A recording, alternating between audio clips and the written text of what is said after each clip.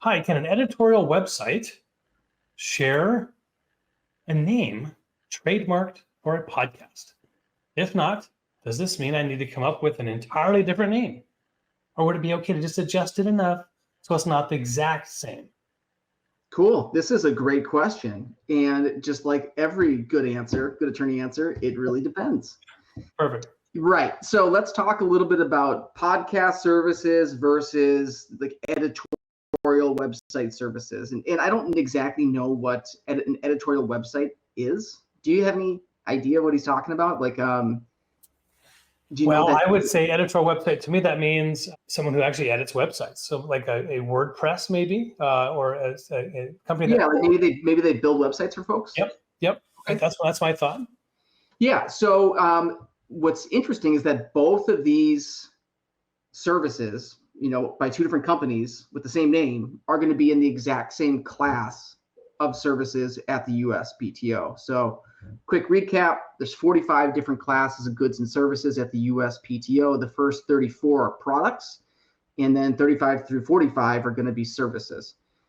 Both of these companies are going to fall into class 41, which is educational entertainment services. Well, I shouldn't say that. I was thinking that this was actually like a website that they were protecting in class 41. Yeah, so maybe it is that, like it's a website collaboration where people come together and share information on the website. That's tricky. So I think my answer would be no. This wouldn't be a potential problem, unless, of course, the editorial website is about editing podcasts, right? Then of course, it's going to be too close, right? Because you can have a podcast about editing podcasts and have a podcast or a editing podcast service or whatever.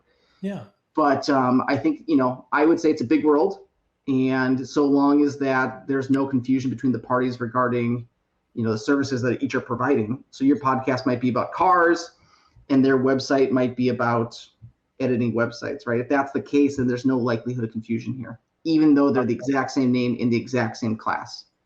Got it. So the presumption would be at the USPTO that there would be an issue, and then the examining attorney would look at it and he or she would make the determination of whether or not there's actually any likelihood of confusion.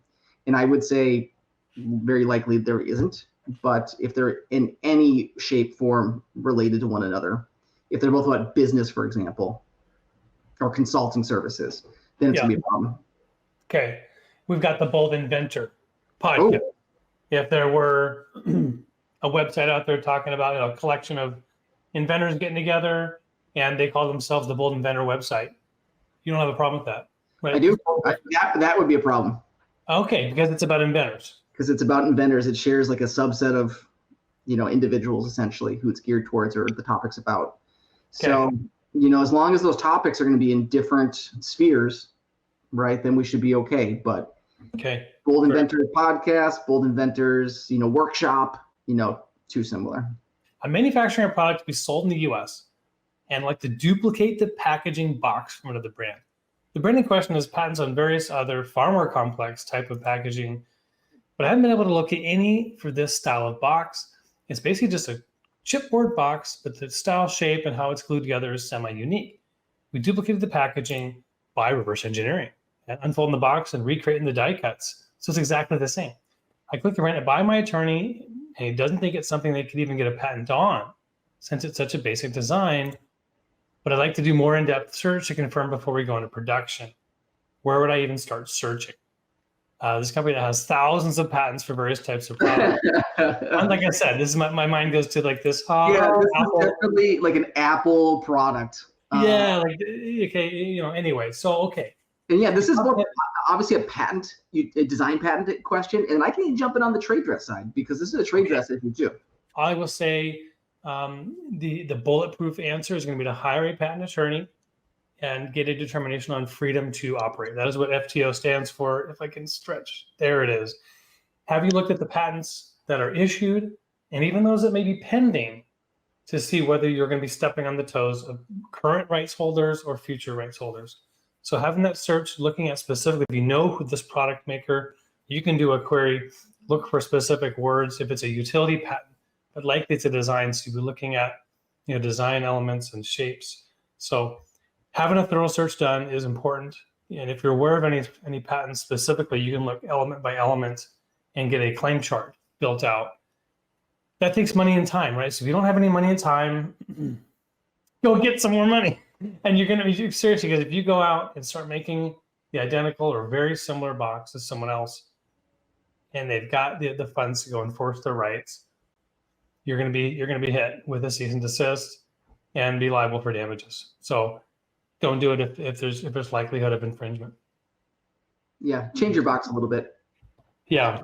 So I've been through this whole, box manufacturing process, custom box designs, die cutting, creating a custom die basically to stamp the boxes for the folds and all that kind of thing, and cut out the paper from the large sheets. Just edit it a little bit, make it a little bit different, make it different enough. I mean, sometimes people ask me like, oh, does it have to be like 25% different, 50% different? There's no answer to that, but I think as long as you can say that you're not directly copying the box, you have a better argument if this company did come after you. Yes. But I think, no, your answer is great, JD. I think it depends, right? It depends on whether or not they have a design patent on the box. Yes. Depends if they have trade dress registration on the box. Yep. Trade dress protects the look and the feel of something without any utility, kind of similar to design patents. But, Apple does love to file, large companies love to file design patents or design trademarks for trade dress. I think they can do more with it. That's sort of the unfolded form, right? Or I think they can do more with trade dress. With a design patent, you're limited to a final fixed form. Got it. So, in terms of, it does in general cover scaling up, scaling down. So we just made it larger. You're still infringing in terms of the overall dimensions, the shape, the appearance. It looks the same. It's just on a larger scale.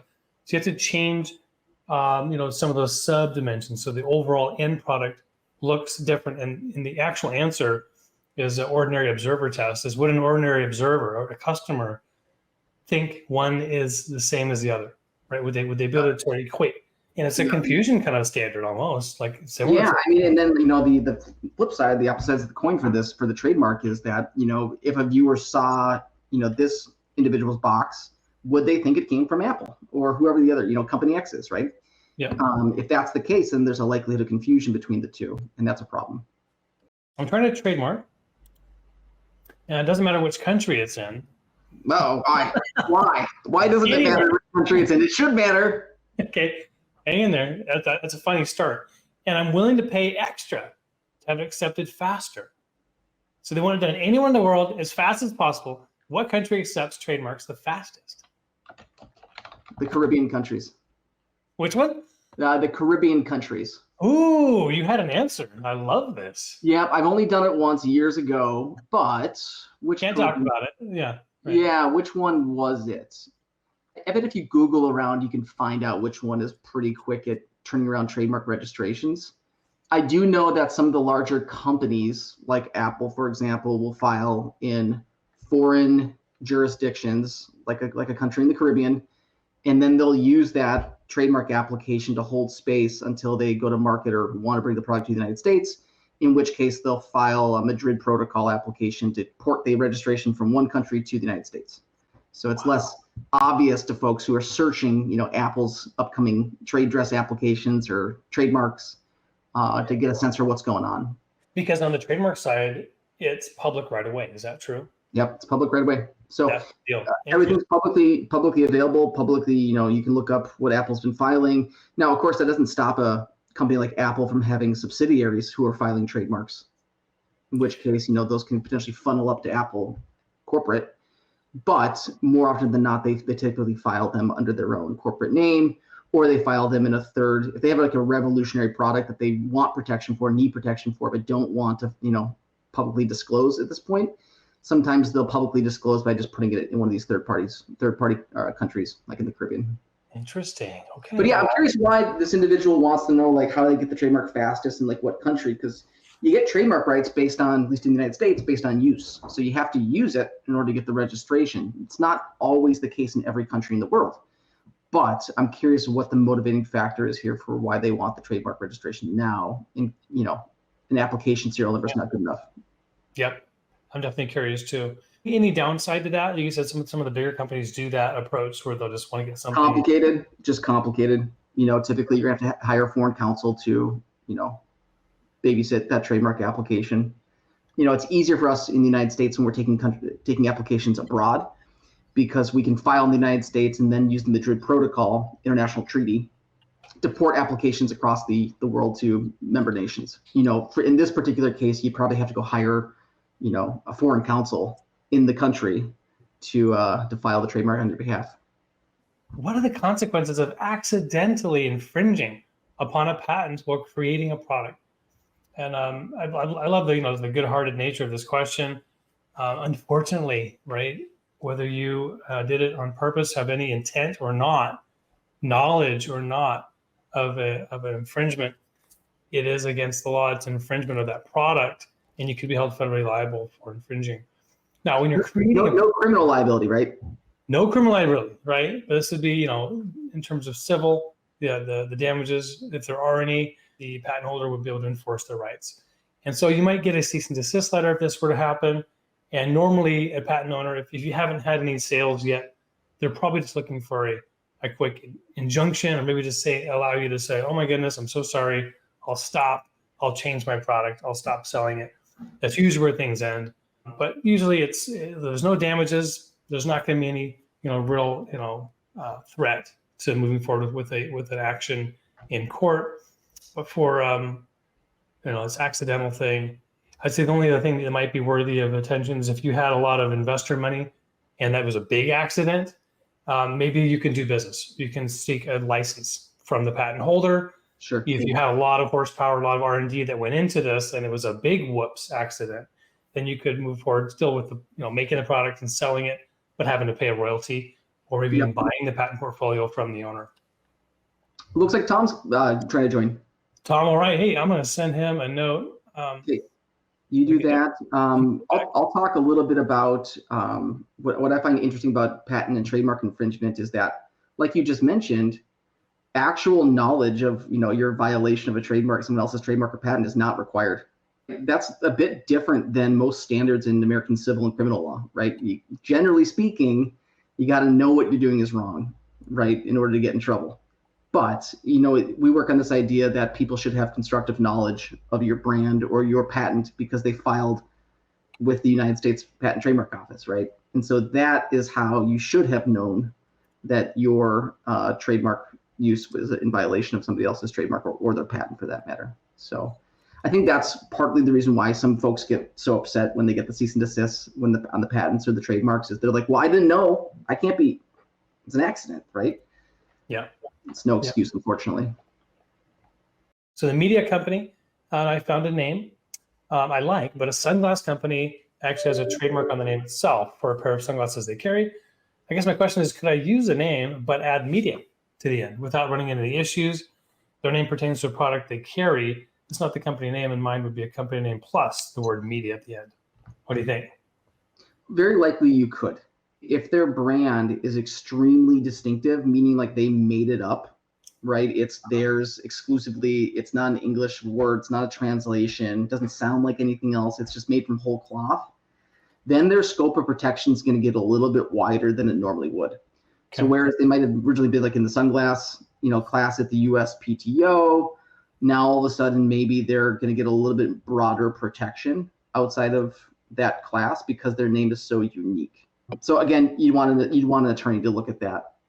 Okay. Definitely. Yeah. But, theoretically, you should be okay. Got it. Yeah, maybe before Xerox was famous, but the word Xerox is made up. Xerox sunglasses, maybe. Right? Yeah. And if that's the case, if it's Xerox isn't a famous brand like Kodak, that's not famous. Those two are famous, but if they weren't, right, then you potentially would be able to have a sunglass company called that similar thing. Yeah. Unless, of course, this media company kind of plays in the sunglasses world. If they're working with lots of optical companies, they do a lot of marketing work for sunglass companies, then all of a sudden you're really starting to blur those lines.